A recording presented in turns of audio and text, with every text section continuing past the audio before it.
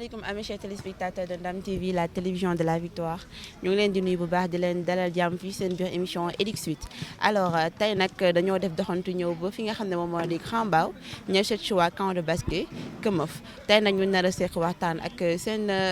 coach mu nekk ki nga xam ne moom moo di Djiby su ko defee ñu bàyyi ko rek mu nuyoo coach ñu ngi lay nuyu. maa ngi leen di fay bu baax maa ngi rafetlu seen teewaay fii Ndam TV si suñu terrain bi di Kër Mbaye Fall basket club. alors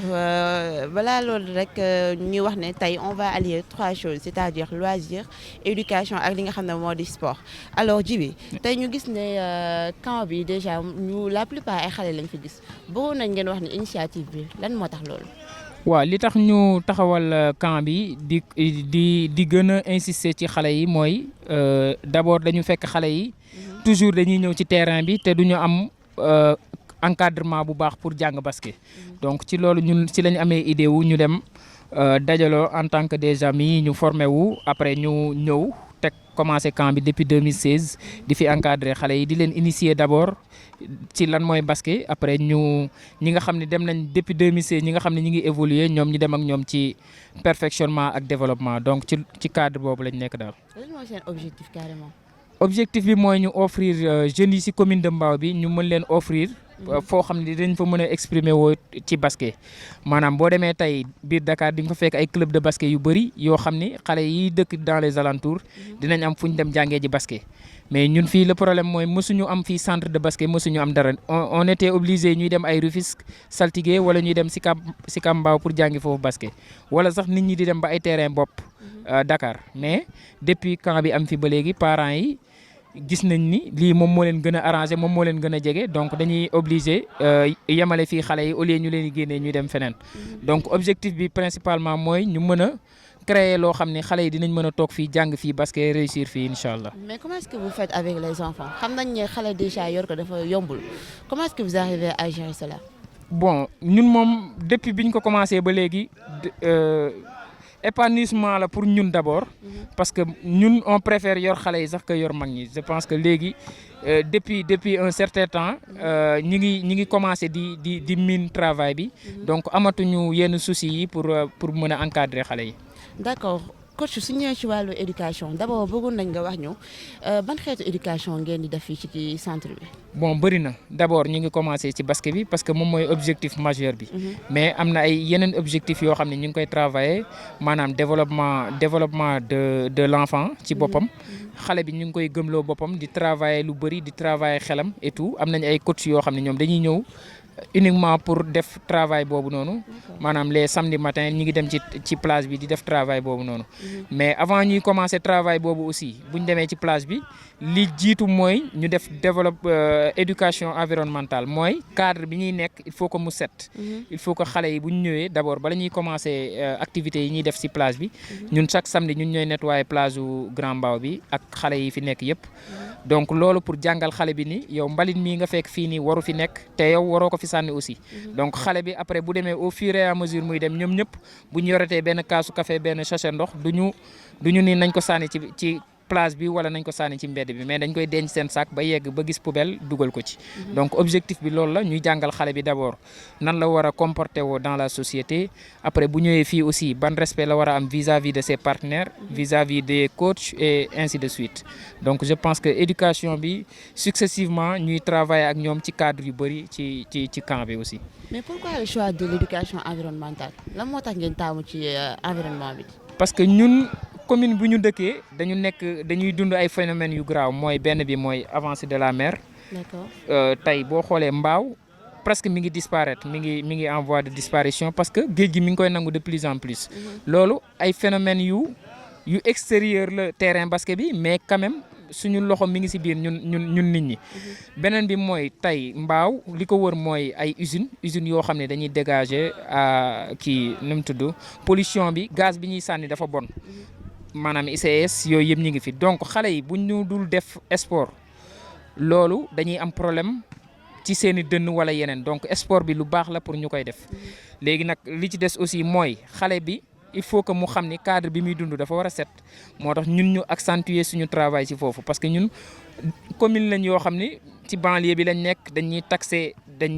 on nous voit de mauvais œil. Donc on est obligé ñun ñu jàngal suñuy xale loo xam ne même bu ñu demee feneen di jàng basket aussi duñ leen jéppi ci côté jikko wala yeneen ak yeneen moo tax côté boobu aussi ñuy insister ci éducation différentes formes d'éducation yi nga xam ne xale bi war na ko mën a acquérir. Mais par rapport ak éducation est-ce que yéen a ngi ciy gis avancement. Bien sûr bien sûr. Est-ce que su demee par exemple këram seen ay parents amaana ñu ngi leen di woo pour dire que ne loolu carrément. Bien sûr déjà bu camp bi di soog a ubbi da ngay recevoir ay ñoo xam ne ñu bees lañ. mësuñu ñëw ci camp bi mais dañuy dem quelque temps bu dee koo xam ne dafa tës seen waa kër dañuy woon ne ñu diw buñ ko waxee lii du ko def ainsi de suite mais ñun dañuy jël relais bi aussi fii nii. parce que xale bi moom li mu gën a bëgg mooy basket boo ko naree privé rek li nga bëgg dina ko def. donc ñun ci loolu la ñuy jouer dañ naan xale bi yow. camp bi boo fi pour nga ñëw fii di basket fii il faut que d'abord nga respecter nit ñi mooy nga respecter fi ngay yeewoo mooy seen waa kër d'abord foofu la respect bi commencé après nga soog koy génnee ñun soxlawuñu respect xale bi lu dul dafa respecter seen waa kër donc ñun ci foofu la ñuy déparé après ñu évoluer ak xale bi donc après dañuy gis ni bu camp bi di tëj aussi parents yi dañuy am ay retours yu baax par exemple ñun am na benn édition boo xam dañ ko def ba pare benn parent mu ñëw mënuñu ñun d'habitude doonuñu xale bi doonul teel a dugg si kër gi doonul teel a ñibbisi mais léegi depuis mu nekk ci camp bi dafay ñibbisi day sangu rek dem tëddi donc ñu ngi gis ni avancement mi ngi am ci côté boobu bu baax a baax. Par rapport ak les activités environnementales yan activités ngeen di faral di def. Bon bëri na am nañ ay diverses activités yu ñuy def d'abord te lycée bii ñu nekk dañ ñu koy abal 3 mois de vacances yëpp ñun ñoo koy occupé mais heure bu camp bi di tëj ñun ñooy def nettoyage lycée bi yëpp de fond en comble nettoyer ko ba mu set je pense loolu sax moom moo tax lycée bi gën a sawar pour di ñu jox kii bi beneen bi mooy lycée bi par exemple tey lu bëri ñoom ñoo ko waroon defar fii mais ñun ñoo mujjee réfectionner terrain bi ñun ñoo mujjee defar peinture ñun ñoo mujjee defar cerceaux yi et tout donc côté boobu aussi ay kii la yoo xam ne jéego yoo xam ne ñun dox nañ ko ci boo génnee fii nii tey dañuy dem ci plage yi di def set setal comme ni ma la ko waxee woon sànq mais au-delà de plage bi aussi am na ay quartiers yoo xam ne bu ñu xewlee ay journée de nettoyage ñoom tamit dañu siy invité d'autant plus que samedi bi passé rek travaillé nañ ak artiste bu ñuy wax Leuz Diwane ji mi ngi fii à Mbao dem nañ si moom parce que amoon na benn activité set setal et reboisement ñi ngi fa woon aussi te activité reboisement yi aussi daaw ak daaw jéeg yëpp on a eu à le faire avec Leeds Sénégal benn association bu mag jot nañ reboiser pas mal d'arbres fii ci forêt classée bu Mbao bi xale yi aussi jàngale nañ foofu nan la ñuy reboiser et tout donc yooyu noonu forme d'éducation environnementale la yoo xam ne xale yi ñu ngi koy acquérir fii nii ci camp bi. À travers ce que vous venez de dire gis nañ si réseaux sociaux yi que ne xale yi à travers formation boobu ngeen def ak Leuz Diwane il arrive à comment dire à créer des nouveaux matériels à travers les déchets plastiques. Est-ce que mën nga ñu ñëwaatal un peu ci loolu. oui xam nga continuité la ñun travail bi ñu nekk continuité la léegi ñi ngi dem ci place bi ñi ngi nettoyer ñi ngi kii mais am na ci loo xam ni mën na delluwaat dans la société am na ci mbalit moo xam ni mën na delluwaat dans la société mooy déchets plastiques yi donc ak Leuz Diwane ji dafa am ay partenaires yoo xam ne ñi ngi jóge ba Italie ñoom bi ñu ñëwee seen objectif moo doon ñu former ay xale ci bu ñu foree benn bouteille boobu ñu mën koo transformer ba am ci benn trousseau boo xam ni bu école ubbee xale bi si lay def ay bigam ak yeneen donc ñi ngi travailler ñi ngi ci dynamique boobu déjà samedi bii di ñëw camp bi war na retrouver Leuz Diwane ji pour ñu travailler ci cadre boobu aussi incha allah. loolu am na solo par rapport ak vos activités est-ce que am na ñu nekk seen ginnaaw ñoo xam ne ñu leen di jàppale que ce soit côté finance wala côté matériel. bon camp bi moom je pense que ñun on se débrouille parce que dañuy fixer benn somme boo xam ni moom mooy def inscription bi donc à partir de inscription yooyu noonu ce matin rek laa mujjee dem jëndi ay ballon ak yooyu noonu pour mottali gab bi ñu am mais côté soutien bon xanaa peut-être bu camp bi di tëj ñu dem seeti ay bonne volonté yoo xam ne dinañ ñu nangoo jàppale mais quant à autorités yi ñoom seen loxo du dem ci camp bi mais c'est très normal c'est de bonne guerre aussi parce que ñun dañu am droit de regard ci commune bi donc ñun li ñuy wax suñu xalaat bi ñuy wax ci commune bi moo tax ñoom en retour duñ ñëw mais